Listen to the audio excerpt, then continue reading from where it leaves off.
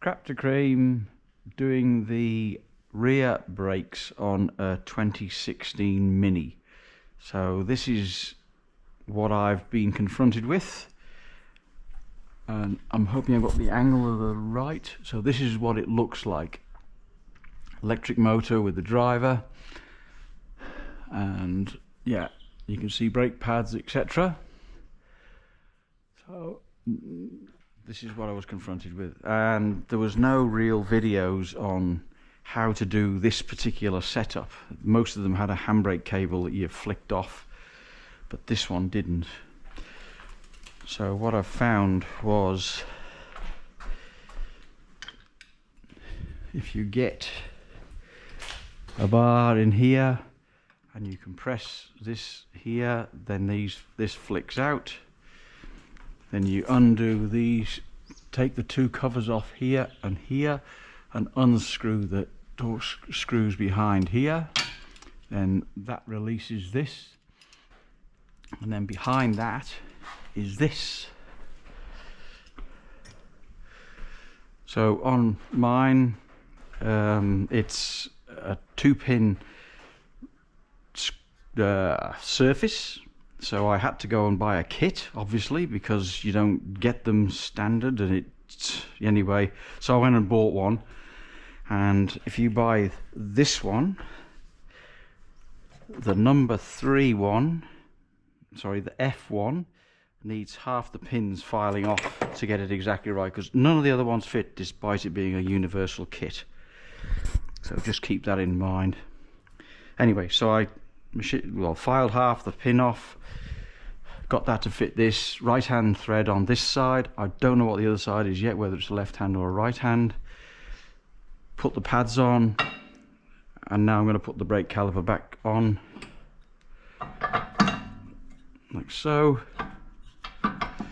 and then I'll put the 2 pins in, and then I'll put the electric drive motor back on the handbrake.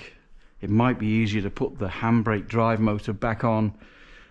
Some of the ones I've seen, they have little cogs and pins, drive pins. This just has a gear, a toothed gear, so it's relatively straightforward to put back together. Just unclip this from here and then just hang that loose. It's very, very light, so it won't put any excess weight on the wires. And then when I've built this up, well, I'll put this back on next to make sure it all goes on okay, because getting to this scrub screw and that cap screw and this cap screw, the shock absorber gets in the way for this one, so it's easier to do it off, the caliper off, than on. And then you have to put this other one back on again, just clip it in the same way the other one came out, because I hadn't seen any with that setup on them before. So this is, if you're interested, this is what it looks like. Hope I've got the angle right,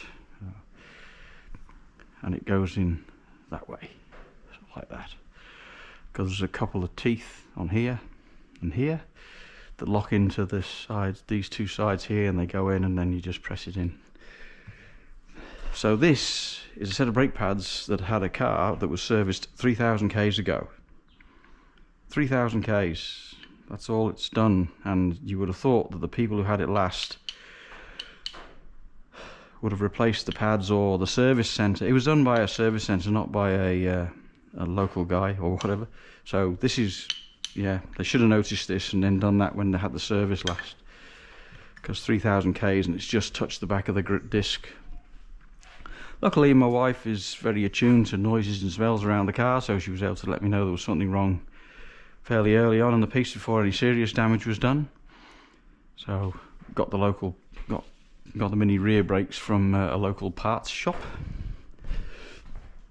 So yeah, I'll do this side now, so you can just see what it looks like, so you can compare to what you're confronted with to what I had. I also took some brake fluid out of the master cylinder first, because I'm going to compress the wheel cylinder in, and that'll make fluid, and I don't want to spill it inside the car. So there you go.